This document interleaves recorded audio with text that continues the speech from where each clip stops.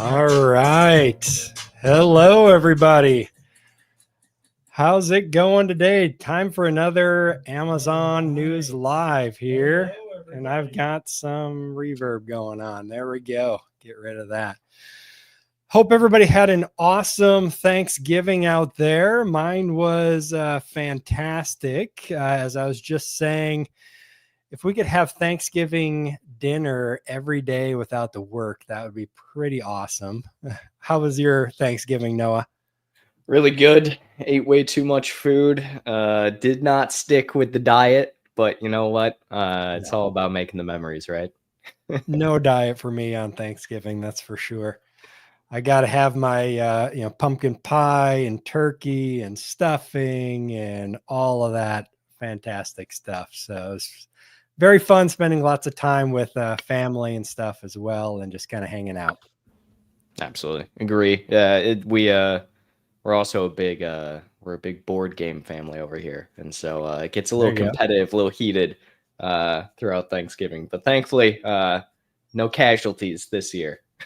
Very good. What kind of board games? Yesterday was Monopoly, so as you can imagine, it gets a little heated at times, and some deals are cut, some feelings are hurt, but everyone walked away and shook hands at the end of it. Very cool. Yeah, I need to start that kind of trend. I like board games. So that'd be fun. We used to always play poker, usually growing up, but switch to board games and stuff would be pretty fun as well. Oh, my 12-year-old nephew yesterday was trying to get us to play poker. I'm like, how do you know how to play poker? You're 12. Yeah, poker's fun. I like it. But yeah, of course, Noah joining me from my Amazon guy. And we're going to dive into some pretty big news today with some good insights. And of course, anybody out there listening, if you have any questions, comments, concerns, whatever the case may be related to the news, throw them in the comments and we'll try to bring them into the show and get them answered. So without further ado, let's go ahead and dive into the first one here. So first one is from Jungle Scout, best and worst Amazon categories for sellers. And I find these always fun to look at to see where the best categories are or most popular and the least popular, because it can really help kind of determine or maybe help you determine where you want to sell. So Amazon sellers can maximize profits by choosing the right product categories to sell in. The report highlights the most profitable categories like electronics, home and kitchen, health and personal care, which attract high demand but may require significant investment in inventory and marketing. On the flip side, categories like books and music are considered less lucrative due to low margins and declining demand. Understanding these trends can help sellers strategically position their products to capture market opportunity and minimize risk. So let me make this full screen here so we can see it a little bit better. So if you're looking at the screen, some of the top categories, and this is by percentage of sellers, and then it's got the year-over-year growth next to there. So I think no surprise, home and kitchen is by far the largest category for sellers with 35%. Beauty and personal care coming in at 26%, clothing, shoes, jewelry, 20%, toys and game, 18%, health and household and baby care coming in at 17%, rounding out the top ones on there. And then the bottom 5 are going to be computers, industrial and scientific, CDs and vinyl, luggage and travel gear, and video games. And I'm going to jump to this next slide here because it's kind of got it all on one screen for us. I think it's actually that one's a little bit different. So I think not a lot of surprises there, Noah, except for me, luggage and travel gear is kind of a surprise that it's so low at only 4% of sellers selling in that category. Yeah, this entire report was it's interesting to me, and I want to know.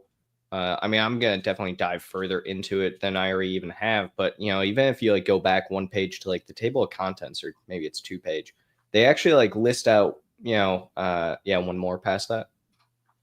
Yeah, there you go. So they actually list out here like the best Amazon categories and then the worst ones, and then where sellers and shoppers diverge. And like, you just brought up luggage, which is where sellers and shoppers diverge, which I think Mm-hmm. makes sense just because it's a big bulky item. People aren't wanting to pay as much there. But I'm really more interested in how they're classifying best versus worst. Mm-hmm. And if you notice, they're essentially is classifying it based on where the most amount of sellers are, right? But like from a seller perspective, if I was a new seller, right, wanting to get into Amazon, I don't know if I'm going to necessarily say that those are the best, Amazon categories just because they have the, most amount of sellers overall, right? Because that Mm-hmm. almost would disincentivize me to want to join it because there's so much competition and so much to, be doing there. But yeah, home and kitchen, I think that's no surprise. I mean, that was literally the category my first brand was in, Yeah. right? Years and years ago. Everybody seems to think either home and kitchen or toys for some reason when I talk to people. That was the one thing where it was surprising to me toys isn't, really, I mean, it's under the where sellers and shoppers diverge because I would almost put toys and games at like one of the worst categories Yeah. only because of the idea that they're especially like children's toys, there's so much compliance around it. And then like games, it's very hit or miss as to whether or not you're going to do well there. It's so brand heavy dominated in this day and age. So Mm-hmm. this entire thing was interesting to say least, but I'm almost wondering with home and kitchen being such a bigger category, if at some point in time Amazon might even just think about like splitting those up into, two different categories. Same with beauty and personal care, because realistically Yeah. speaking, you go into either of those categories and, you can find both anything from pillows to knives, but that's home and kitchen. Yeah. And same thing for like beauty and personal care. It's like, okay, well, a comb is theoretically, yeah, beauty or personal care, but at the same time, lotion is not both beauty and personal care all the time. So I Yeah. almost wonder if it would make sense for Amazon to like split the categories there, because it made sense back in the day when there weren't as many sellers, but nowadays there's just such a broad scope of it. Yeah, it would be nice, to split it for our purposes. I don't think it matters so much to the consumer No. because nobody's really like going into the category. At least super majority of people, maybe like 1% of us geeks are going into a category and looking through categories. But for the most part, people are just searching, right? And now Yeah. it's AI becoming the search assistant to help you do your search. But it would be for stats and statistics reasons. It would be nice to split those categories up for sure.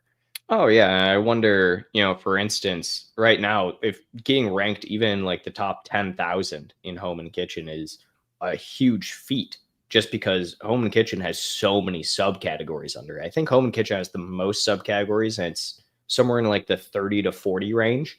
And it's Okay. like that's the thing. It's like, if you're in a sub category under home and kitchen, Yeah. there's next to no chance that you're ever going to be really listed on the first page or rank, 1 to 50. But being even like 10,000 is a big thing.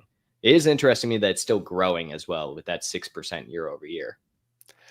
Yeah. I mean, it's, you have to find the balance, right? And I don't know if they put it in this report, but it's important. Yeah. So home and kitchen has the most amount of sellers, but it also has the highest sales volume, I believe, out of any category. So it would almost be better to look at this as a percentage of sales. Like, what's Yeah. the average number of sales or per seller, right? That might give you a better idea. Because, yeah, video games has almost no sellers in it, but you probably don't want to be in the business of selling video games or CDs and vinyl right Well, now. and Video especially for games are like all video digital. games, I mean, how many people are buying, hard copies of video games in this day and age, right? And how many people are, Exactly. buying a console? It's not type thing somebody's buying multiple times, and everyone nowadays just buys digital for it for the Yeah. most part. And I Yeah. The think only most.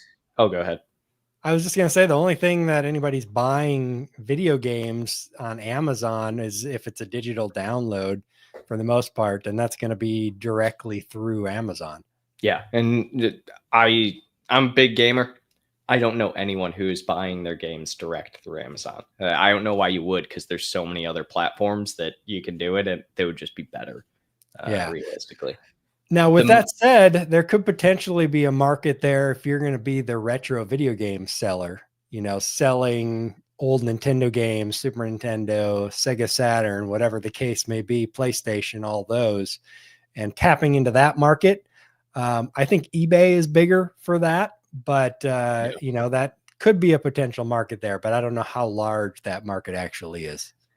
Now, I think the most interesting category change here on this sheet has to be books at 17% growth year over year, and that just surprises the heck out of me, because who's still selling books on Amazon?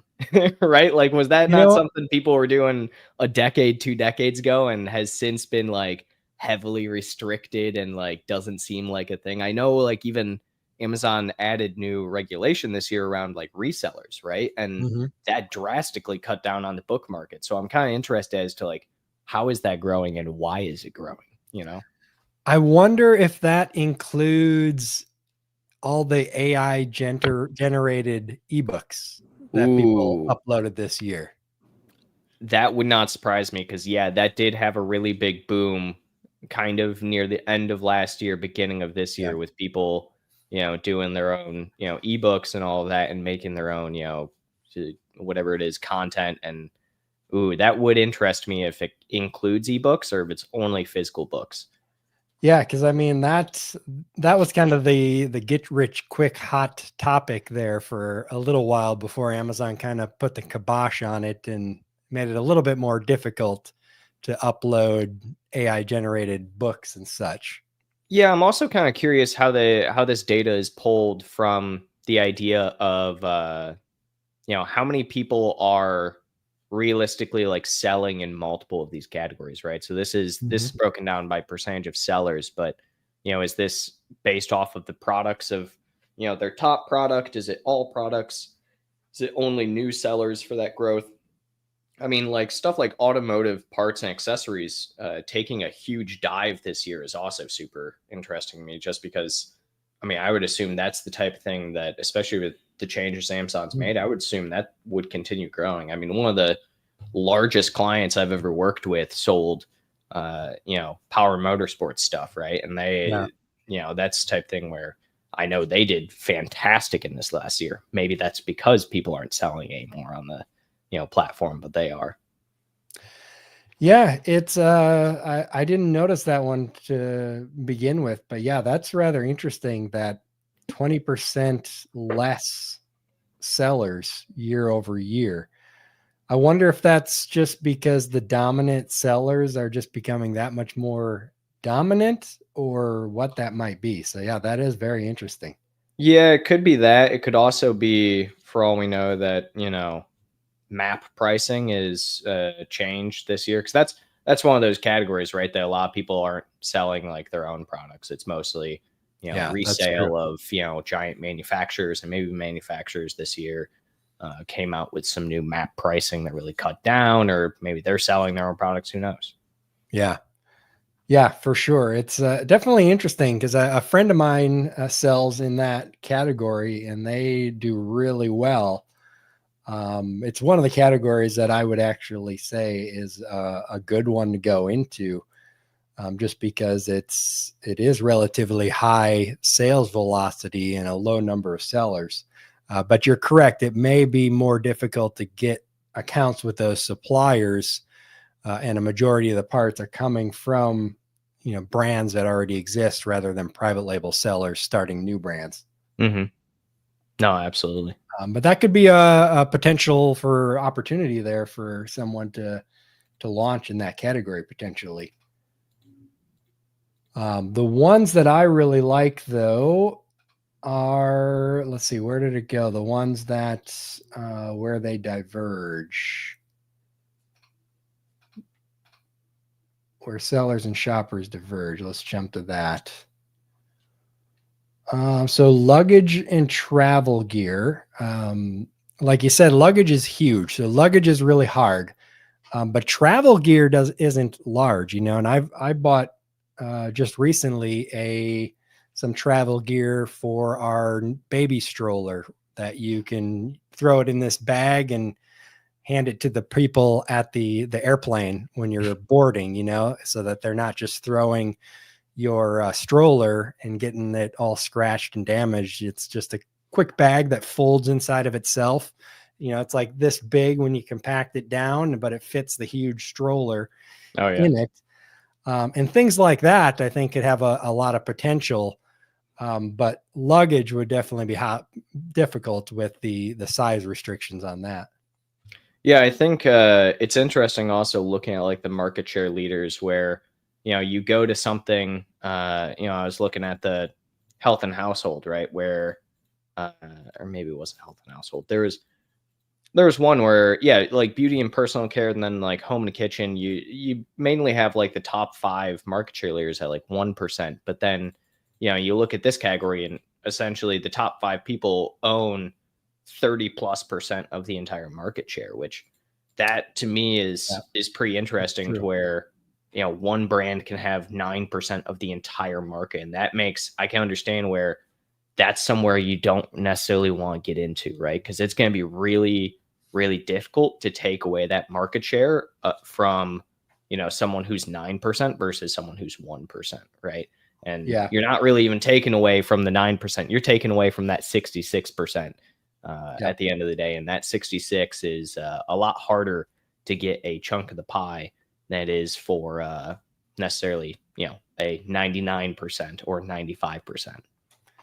Yeah, that's a good point. And so 99763 and then 66% for the rest. So let's compare that to, look at that compared to arts and crafts. It's 87% for the rest. So much lower share for the top brands in that market. Oh, absolutely. And even having, like, for instance, one of those top 5 there only at 1%, that's still like huge, right? Like that's not, that's still something you can take away a chunk from. But taking away 1% from a 9% market share domination brand it's going to be really, really difficult in my opinion, especially in that kind of realm where they're already, I don't know. Samsonite is a great brand. First off, I have Samsonite, right? I bought it off Amazon this year. I bought a new one, and it's just good brand, and it does really well. It's well priced for the market, so it's hard to compete with that. Realistically, it's an expensive or category to get into as well from a manufacturing standpoint.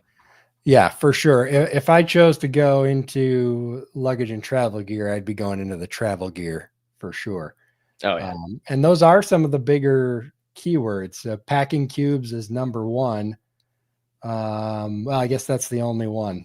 The rest is all suitcases and luggage sets. So it'd be interesting to see what's down below there further. But it does look like luggage does dominate the category, at least in what we can see here for keywords. Yeah. Well, and I was looking at a few of the other categories as well, like toys and games. Something that's super interesting in that one is not even the market share aspect, but what they're considering to be toys and games. Because, for instance, if you go over there, you'll see that DJI owns 3% of the entire toys and games market share. Oh, wow. DJI, the company that makes drones. So it's interesting that they would consider drones under toys and games when I would think that would belong under like electronics, right? You would think so, but I think part of that has to do with if you make the drones a toy, then you can avoid some of the licensing issues Licensing with regulation. the FAA and such, where like professional drones, I believe, I could be wrong, but I believe you have to get licensing and stuff to be able to fly those. Yeah, there's like certain ones you have to. And then I'm wondering as well, I'm guessing that probably comes down to like it being a hobby at the end of the day. And that's how they probably mostly are in this category, which I'm almost wondering if they would have more market share, less market share. in electronics. Yeah, it's very interesting. Lego is no surprise. Melissa and Doug, I'm actually happy to see them so high. That's a relatively new brand, I believe. And they're above Barbie and Crayola, which is interesting. Yeah, I mean, again, I think that kind of shows, even if someone is only, I mean, realistically, if someone's 1% market share, that's a pretty large percentage of market share on the platform, but that's still something you can relatively easily attain if you get enough sales. Yeah, it's cool. I think isn't DJI relatively new as well? I mean, probably a decade at this point. They've been around for a long time. I think that the drone hobby just kind of blew up. I don't know, probably back in 2016, 2018, something like that. Okay. That's when it kind of started blowing up. So DJI, if ChatGPT is giving me the right information, it supposedly started in 2006. But that seems too early. But yeah, it looks like it's the right one. Melissa and Doug is actually older. 1988 they started. Wow. Okay. So I think they just have had an amazing Amazon presence. Yeah, I think it's also one of. Oh, go ahead. No, go ahead. I was going to say, I think it's one of those things where companies can be around for a long time, but it's like, when did they get onto Amazon? Right. Because I mean, I think of what's one? Oh, Athletic Greens, AG1. I drink that every single morning. They've been around for years at this point in time. They are a behemoth of a company. But they just got onto Amazon in July of this year. Right. And I mean, to be fair, they're getting kind of rocked by a lot of the other, supplement type stuff, but they do next to no marketing, no optimization or anything. And they still, I would say, probably I think they're ranked like 100 right now in their category. And it's like, they don't do any marketing, anything. And it's like, that's incredible, right? That brand can do that and just hop on the platform and have that kind of presence. Yeah, even though Amazon's getting harder, that's still the power of Amazon. If you do everything right, you can still hit it out of the park. Mm-hmm. It's just harder and harder to do everything perfectly right. I would not go into toys and games myself. I think it's a little too much seasonal and a lot more restrictions than a lot of these other categories, just because it's for kids and babies and stuff like that. So Amazon's kind of cracked down on that a little bit, which kind of makes me wonder if that has anything to do with the decrease in sellers there. Or no, sorry, sellers is up 13%. Shoppers is down 13%. Okay. But they have cracked down on the toys and games a little bit more, and they want more testing and such. So it's going to be a little harder of a category to get into, but at the same time, that builds a moat around it a little bit as well. Yeah, I'd agree. And I think it's one of those things where at the end of the day, again, it's such a versatile category, like most on Amazon are. I would love to see a report like this that breaks down like even secondary layer subcategories, just to really see like what actually is encompassing all of this, right? Like, what's the difference? What's the market share of, Lego for toys and games being 6%, but how much does that compare to DJI if we're talking about hobbyist activities versus actual toys?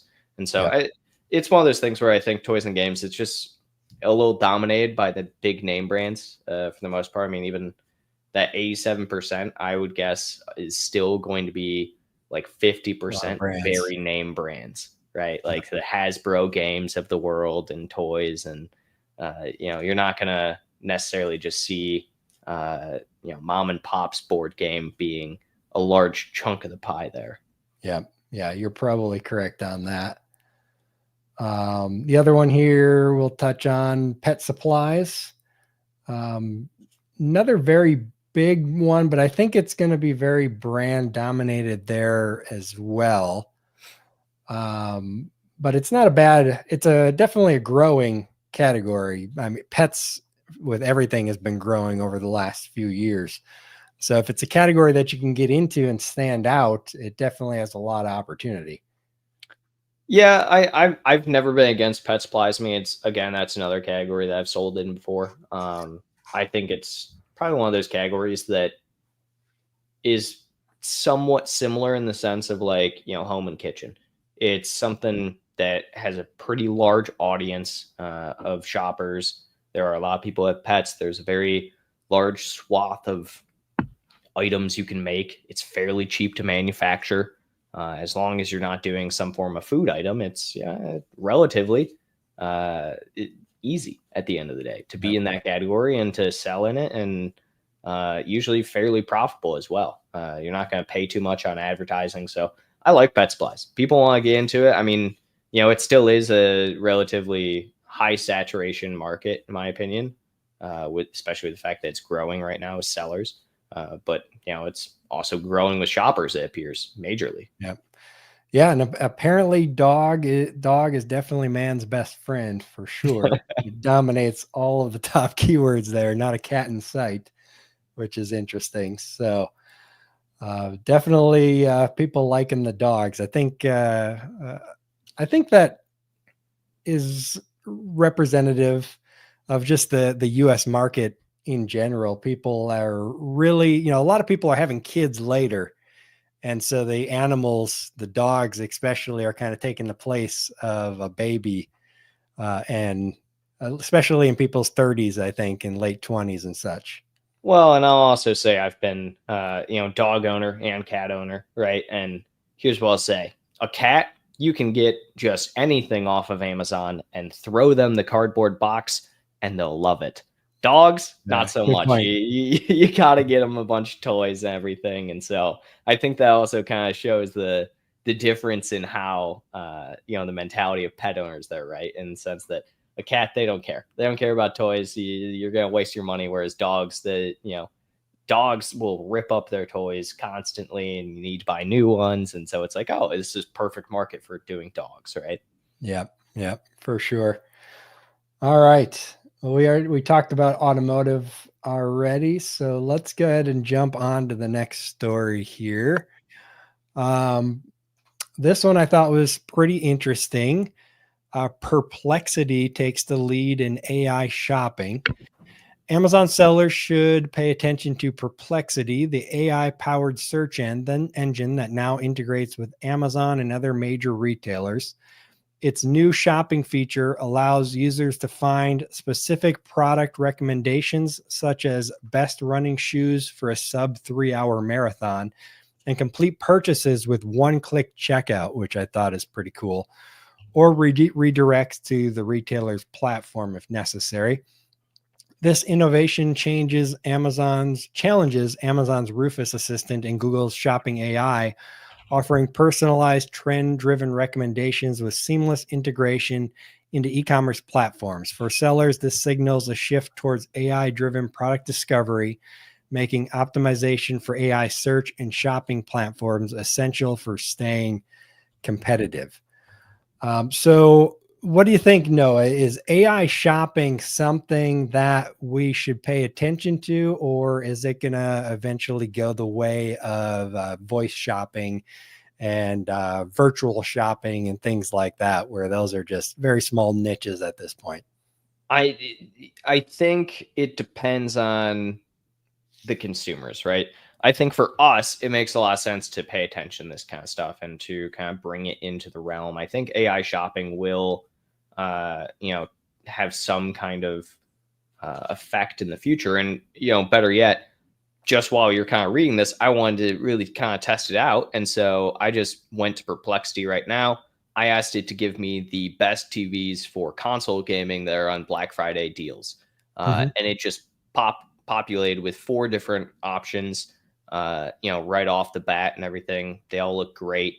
And it's like, yeah, I could see where this could be a thing because, people love the idea of looking at reviews. Like I don't know about you, but I'm a huge person when it comes to like anything Big electronic, time. for instance, any gadget or whatever.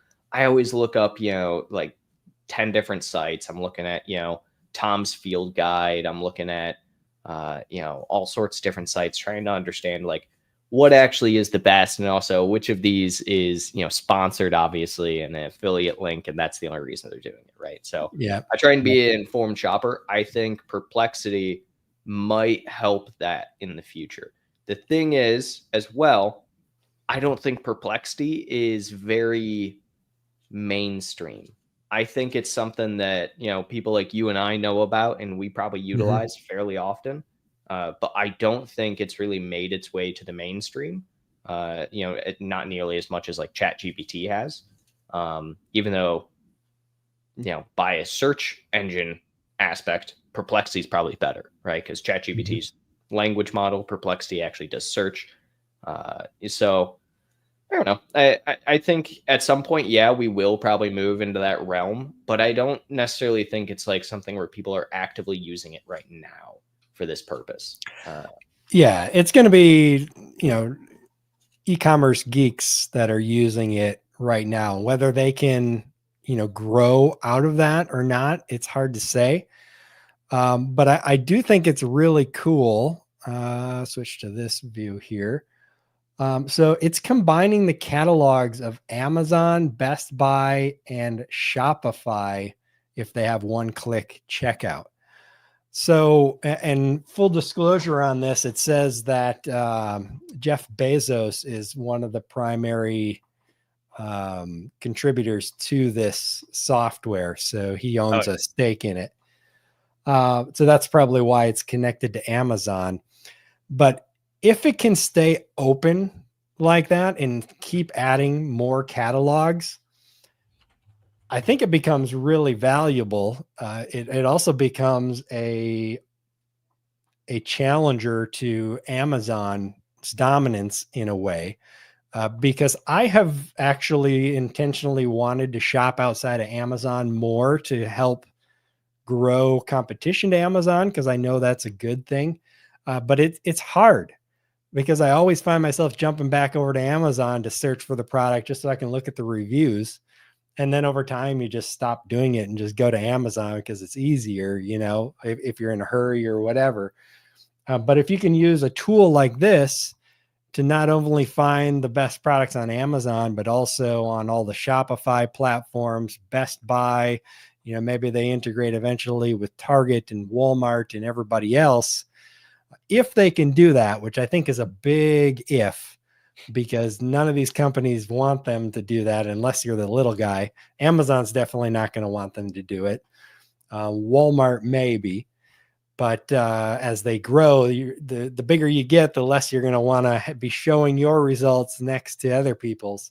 So if they can figure out how to overcome that and legally not get sued into oblivion for doing it, it could be amazing and really help to increase competition with Amazon, and allow you to find the real products, because a lot of times the best products, like if you're looking in hiking gear and camping gear and stuff like that, a lot of the best products in those categories are not on Amazon, and they're intentionally not on Amazon. So mhm. being able to search in the entire internet and find the best, it could be pretty amazing if they're able to do it, number one, and then blow up and be big enough to be viable, number two. Yeah, I mean, going back to the search that I did, right? Because I should mention, I'm buying a TV today. So that's why I wanted to There you search for go. this. Earlier today, I was looking online, obviously doing research again. And so the TV that I think I landed on, I was like, okay, let's look for it. I found out in Best Buy. There is a current Black Friday deal for it on Best Buy. I took that and I went to Amazon to see, because I'm like, I don't feel like going to Best Buy. Wasn't on Amazon. So I'm like, oh, I have to go and do it on Best Buy. And then, like, this Perplexity search, for instance, it gave me Best Buy, Target, Best Buy, Walmart, Amazon. Oh, it did Uh, give you Walmart. it did. It gave me Walmart. Nice. Let's see. A lot of Best Buy, honestly. Home Depot, even. Macy's, Amazon. Interesting. Yeah. I They mean, must have expanded even since this article, because this article just mentions Amazon, Best Buy, and Shopify. yeah, I mean, it's all over the place, it seems like. And it's really interesting because there are some of them that again, it does have that option to, click to, buy right within Perplexity's site. With if you have Pro, I think is the only way you can do that. But Yes. at the same time, you can also just visit the site for any that don't have that. And so, yeah, this is interesting. I mean, I definitely think I would be one who would use this at least to kind of crowdsource the different ones, because I'm somebody who I go to like 5 different places to like look for stuff. But usually, yes, come back to Amazon, because Amazon just has usually the best deal on it, right? It's on top of that, it's the 1-2 day shipping. I'm one of those people that, depending on the object and depending on the time of day, I can get same day shipping in my city, right? So Mm-hmm. if I see that on Best Buy, where it's like I can either pick up this TV in store, which, yeah, it's a 10-15 minute drive for me, and then picking it up and then coming home and all of that, versus if I could just get same day shipped to me from the Amazon warehouse, why would I not do that for the same price, right? Yeah, for I sure. think that's the issue when it comes to that competition, but I do like that they give you all of these different options everywhere. Yeah. Yeah, that's always the issue, the logistics side of it. I think a lot of Shopify stores are starting to use various logistics companies. Like, even on Shopify, a lot of times your order might be fulfilled through FBA. And Walmart is making a big push with their WFS to do the same. It's interesting with Walmart that they will shut down your account if you're using FBA to fulfill for them. But then when they released the news that, hey, you can fulfill your Amazon orders with Walmart, Which which I you thought can't. was interesting. Fun fact. Like, well, and that's the thing. I guess you technically could always do that stuff, like the Amazon to Walmart and Walmart to Amazon, because they have the whole, blank box stuff. And it's like, how are they ever going to know? But it's like, I don't understand why Walmart and Amazon actually care that much, because most people, who are selling on one or the other, are probably going to at some point sell on the other one. And Mhm. both of them have the, regulation around, you have to have the same pricing, you have to have so it's like, what's the point? Walmart, you're smaller than Amazon. You're not going to be Amazon, and you're not going to overtake there. So it's that kind of stuff's always been very interesting to me, or it's like they have that competition sort of. Yeah. It's one of those things that I think honestly, it probably hurts them more than it helps them, because the way I was doing it is I would list all my products on there and ship them from FBA. And then ones that really take off on Walmart, I'd send them into WFS. Mm-hmm. And, they got on us for doing that. So I stopped, and now they're just losing out on that. I just kind of got to guess and try to figure out which ones I think are going to sell well over there, and take the risk, which I'm less likely to do because I can't test it beforehand.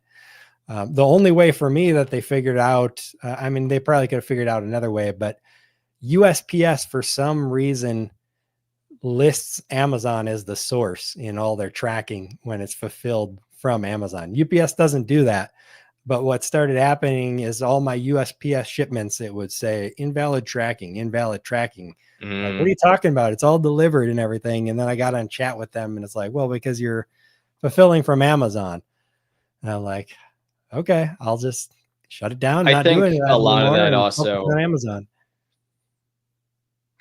yeah, I think a lot of that also came around the time in which, like, both platforms didn't really know how to curb like drop shipping, right, from like one platform or the other. And so they were Sure. like, I knew a lot of people personally who that's what they did, is they essentially looked at they would find products that are selling, really well on Amazon, or they're selling really well on Walmart, right? And they would, list that product. They would never even touch the inventory, and they would just fully have someone else from one platform or the other, have the product sold. So it's essentially anytime they got a sale, they would put in a Walmart order, they put in an Amazon order. And yeah, it's the type of thing where I understand why they did it. I just think that there are probably better ways to go about it. Yeah. They I don't could think have it had was way it better was partnership. good. I understand why they did it as well, but I think it just limits the products that they have on their site. Mm-hmm. And makes it harder for them to gain market share when you have less product availability. All right. Well, it definitely looks, it's got, it's coming up with good information. The tents that I looked at all looked good. These rods look okay as well. I'd have to dig into them deeper to see if they are actually the best, but I like it. I think it has promise if they can blow it up. All the ifs that I said before, if they can do it, they become the Google of shopping, I think, but that remains to be seen. That's possible. I would love that, because again, I'm the type of guy. I go to like 20 different sites, compare pricing on everything, get a bunch of reviews from those tech sites and everything. It's like, if that can all just be congregated in one area and I get the summary like this, I love that. So I'm probably going to be a person that starts doing this very often. Yeah, I will point out in the article that it said Amazon has thousands of options for running shoes. The promise of AI shopping is the best 5 pairs based on transpersonalization and intelligence. The promise is tainted by hallucinations today, but it is leading somewhere. So apparently their AI is hallucinating as well sometimes. So you got to be careful. I've heard that's pretty frequent with the AIs these days, because yeah, it'll just make stuff up. Yeah, it's like the hardest thing for them to like overcome with AI. Yeah, and I've noticed it because and you won't notice it if you're doing something that you don't know anything about, but I know a lot about fishing. And so if I tell it to write me a fishing article or something like that, like 85% of it is really good, and then there's always the little things in there like that doesn't make any sense. That's not true. And you catch those things. Yeah, so you got to be a little bit careful. But it's coming a long ways. I mean, think about it. Before 2024, really, nobody knew anything about AI even, and now it's everywhere, embedded in everything. So it's only going to get better and more pervasive. Oh, yeah. All right, let's jump on to the next one here. Jump down there. This QR code strategy is winning back Amazon customers. Amazon sellers often face the challenge of not owning customer relationships, but Dave Law, founder of Zeepy, implemented a QR code strategy to overcome this by placing QR codes on product packaging and directing buyers to their website. Zeepy offers value through 2 calls to action: a podcast for kids and an instructional setup guide for parents. In just 10 months, this strategy drove impressive results.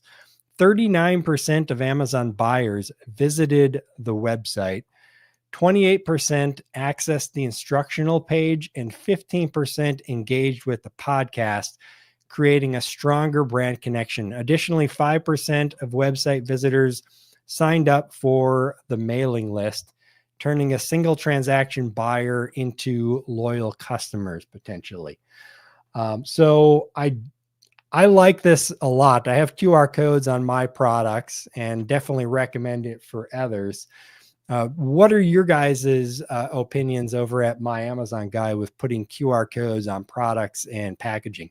Yeah, I mean, QR codes have been a thing for years now, right? And it's always going to be something I encourage, as long as you aren't breaking TOS with whatever you're putting in the QR code. And there are some things you have to watch out when you lead people to your site with what you do, but it's a great way to get like an email list going as well, to kind of do some off Amazon or even on Amazon email marketing, right? Yep.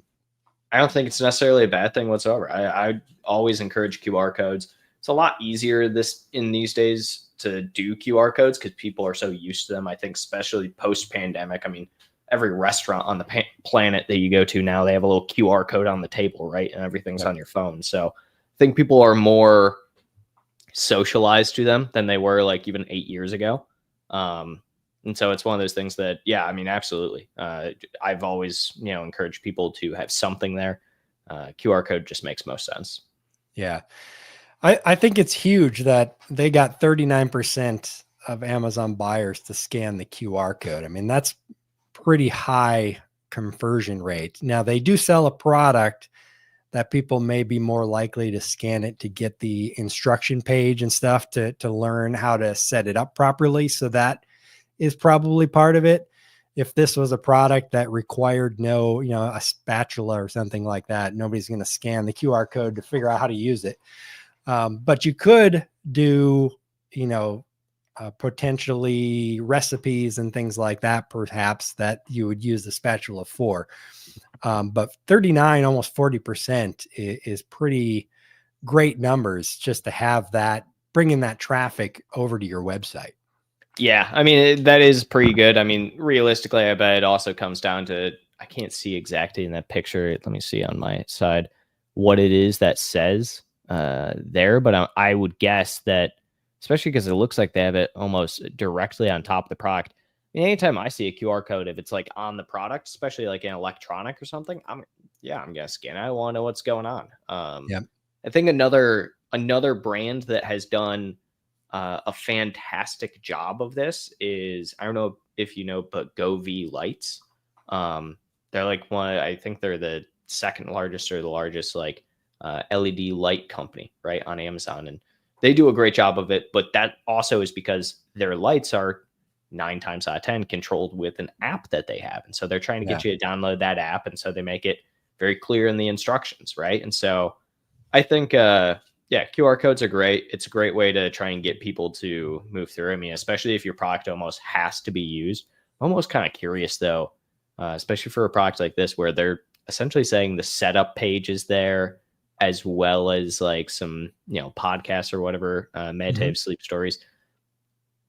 If only 39% are scanning the QR code, how are they all setting up? Like, is that saying that only 39% of people actually set up the device after they buy it, or what is that? Maybe they have set up instructions as well without it. So the QR code that he's shown in this picture is listen to the ZP Sleep podcast. So it's a reference to the podcast. So I'm assuming they have instructions on the box or in the box, just like anything.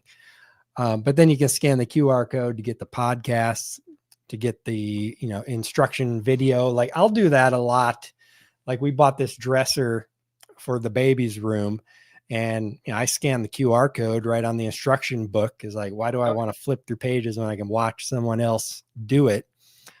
So things like that are perfect for it. And then on my product, it's not quite as something that they're going to scan to get instructions on how to use and stuff, but I use it as, register your extended warranty and register to win an Amazon gift card kind of thing is what I'm using the QR code for. Yeah. That's type stuff that kind of makes sense at the end of the day, do. And so it just kind of depends. Yeah. QR codes have become, the thing for people to scan with their phones. If I go to a restaurant and they have a QR code menu, I'm still asking for the real menu. I'm not into that yet. Maybe I'll get there, but I still like the paper menus. But on products and stuff like that, registering your warranty, figuring out how to use it, podcasts, things like that. It's creative ways to get people to interact with your brand. Because, even though a lot of people say Amazon killed brands, it's not really true. You can still build your brand and build loyal followers of your brand, and people are going to come back and buy it if it's something that they really connect with. It depends what it is. If you're selling spatulas, less so, but if you're selling, clocks and things like that, it potentially could. No, that's the thing. This item is one of my favorites to bring up, of the, your brand doesn't matter on Amazon, right? Depending on the product. Because I bought this thing. It's a little computer cleaning kit. So it has a little brush. It has something to like clean off your phone, and like all these little gadgets in here, right? Yep. I could not for the life. I use this thing daily, and I could not for the life of you tell you who the brand is. There's no branding on it whatsoever. It's just no name product brands, #1 Chinese seller. Who knows, right? Yeah. And so it's like that kind of stuff. Yeah, it just doesn't matter. But if you have something where you're trying to like really build brand presence, and I think baby toys especially, I think is one of those bigger ones that like, yeah, that's going to be talked about. Your brand is going to be very heavily scrutinized. Whereas like, this cost me, I don't know, like $5. I don't care about this brand. Yeah, that's an Amazon haul sale. there. Sure. I bought some stuff from Amazon Haul recently, and it finally came, and it's about what you would expect. It is. I got a 10-pack of microfiber towels. They're not microfiber in the slightest. I don't, but it was $2.99, so who cares? Yeah. You're going to get a lot of that. I feel like the returns there are going to be through the roof. Can't return Oh, that's on right. all. It's got to be over $3. So that's why they did $2.99. Yeah. Oh, that's funny. So yeah, you can't return it. It's got to be over $3. But even then, you got to take it to a UPS store or Whole Foods or something like that. Yeah. So it's a little more difficult, but it's people want cheap things sometimes, I guess. But let's go ahead and jump on to the last news story here, and then we will wrap it up here. So stop leading shoppers off Amazon. Subtle changes that boost conversions. So John Aspinall, am I saying that right? Yep, Mr. Aspinall. Perfect. Former my Amazon guy, right? Yeah, this guy, he's gonna get kick-assy in this now. Yeah. So he highlights a key optimization tip for Amazon sellers, which I thought was pretty cool and something to think about when you're making your images. The angle of the product images can influence a shopper's decision to add to cart. Products angled towards the add to cart button subtly guide the shopper's focus, encouraging engagement and improving conversions. This minor adjustment can have a significant impact on click-through rates and sales. Sellers are encouraged to experiment with their product images to test this strategy effectiveness in driving conversions. So I don't know what kind of numbers this would have, but it's more like a common sense kind of thing. If you're in marketing at all, for example, they talk about if you want to direct someone's attention, have the person looking at or pointing at what you want to direct your attention to. And it's kind of the same thing here. If you're leading the sellers into the page versus leading the sellers out of the page. And you can tell pretty obviously the top of the page versus the bottom page, it just looks a little awkward, the top one versus the bottom one when you're looking at it. Yeah, I mean, that's one of those things that I think the best way to put this is, I'm not an artistic guy by any means, but I have taken a few art classes in my day, and perspective is, obviously one of those big things when it comes to design and art and everything in general, and how you actually focus someone's eyes on a piece of art for perspective, right? And it changes essentially the entirety of the image. In the top one, the biggest thing to know is that like the perspective that you're looking at on one of them is straight on, right? Which doesn't make sense to then have the box having a perspective off to the left. Whereas, the left to the right, not only is the perspective different where you're looking to the right and then that guides the eyes, but more so, they're both going to the right. And I think that's the bigger aspect that you kind of missed here as well. Rather than just a right to left, it very much was a, everything is going in the same perspective direction as well, which will help immensely when somebody is trying to actually look at something. And so it makes the image as a whole a lot easier, I think, to read. Yep, for sure. And I'm trying to look at it without the lines there, but if you just look at the top image compared to the bottom one, your brain struggles a little bit with the top one to figure out exactly where it should go next, versus the bottom one just seems very easy on the eyes and leads you right over to the price and the star rating and stuff like that. Yeah, it's one of those, if you have to be looking almost like further away, right, to like read right to left, it's going to be a lot more difficult. Whereas, the left to right, or the bottom one, I guess is the best way to put it, is, it gives you that kind of clear defining line as to where you're supposed to be reading, which I kind of like more. Yeah. But again, I think in the comments, you can even see, I think some people are saying, they test it first and see which one works. They've seen both work. And, I think that's kind of true. I think it'll depend on products. For something like supplement, I would absolutely agree with this, but it'll also depend on what your product is. But 9 times out of 10, I would say you always want to have, if like you have think of your product as like a Mm-hmm. box, right? You always want to have your bottom left corner be the one that is closest in perspective in the image to that corner. Yep. Yeah, it's subtle things and subtle changes to the images that can help increase your click-through rate, right? Because that's what the image is doing. The main image is all about click-through rate. And so, like you said, you got to test it. There could be a world where the top one outperforms the bottom one, but I think it's quite unlikely that it would. I mean, there's a lot more that goes into it, obviously, than just the flow of the images. The bottom images is just better in general, the coloring and such. And the wording is easier to read and such. So there's a lot more to it than just the angle of your image. But when you're playing with the image, you want to make sure you're thinking about all these different factors and testing to see Oh yeah. which ones get the highest conversion rate.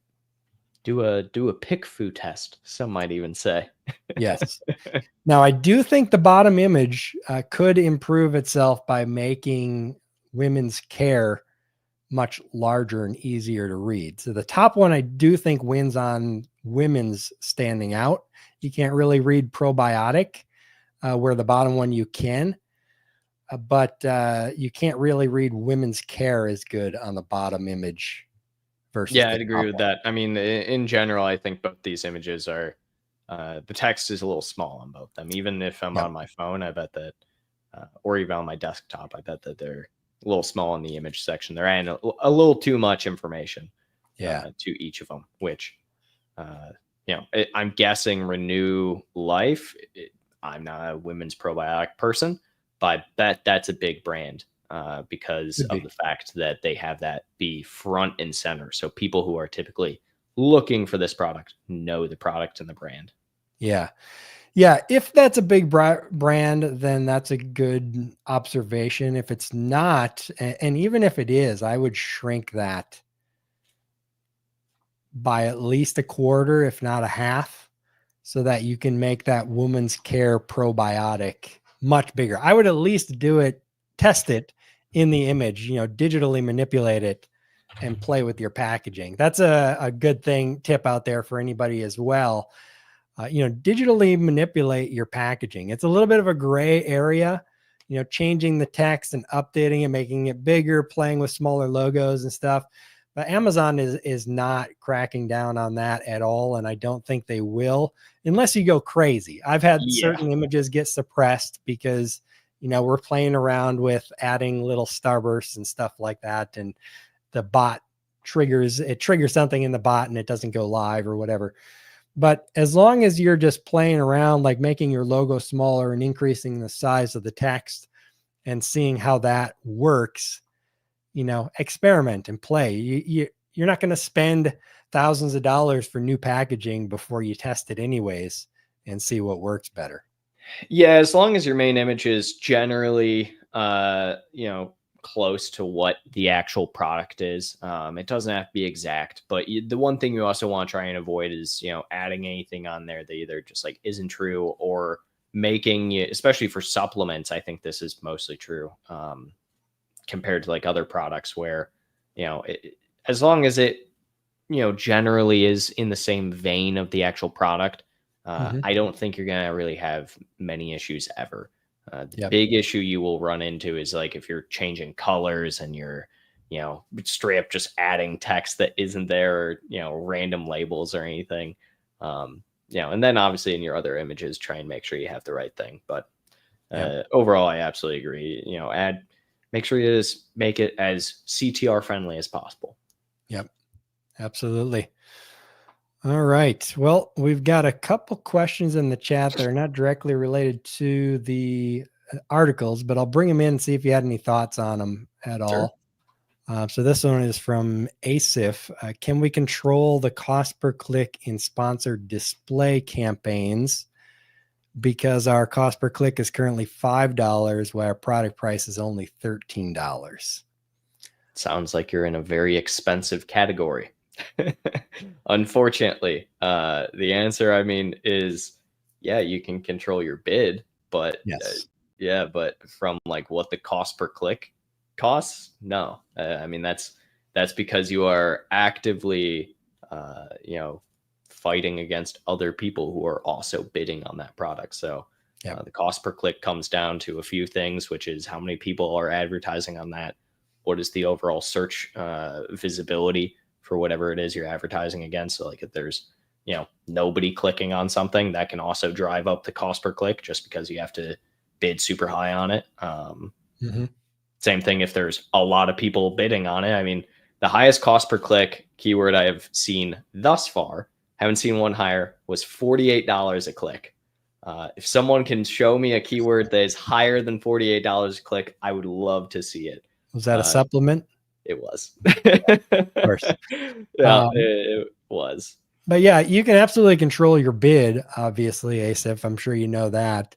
But, sponsored display is always going to be higher and usually significantly higher than your sponsored product ads. So that's just going to be natural. So it may not make sense to run it for your $13 product unless it's some kind of lead-in product and you've got more expensive options as variations or on the back end that you can get people to upgrade to. Or if it's, a repeat purchase kind of thing and $5 is worth it for the lifetime value of the customer. But may just not be worth it at $13 product, or just bid lower, bring that down to $1 or 50 cents and just take the low hanging fruit that Amazon gives you. It's not going to be a lot necessarily, but you're still probably going to get some sessions and perhaps some clicks from that as well. Yeah, I'd agree. I mean, realistically, sponsored display also for a product that is that cheap probably usually isn't actually going to be beneficial in the long run. Unless you're building a brand. If you're building brand around it and you got a bunch of other products, and like I said, that's your lead-in offer kind of thing, then it may be worth it. All right, last one here, and then we'll wrap it up. And I'm not exactly sure what Vic is meaning here is keyword effective. If you're talking about like in the URL, like the super URLs that people used to do in the search, then I don't think that really helps anymore. Think you can even do super URLs anymore, right? I thought Amazon kind of restricted your ability to do super URLs.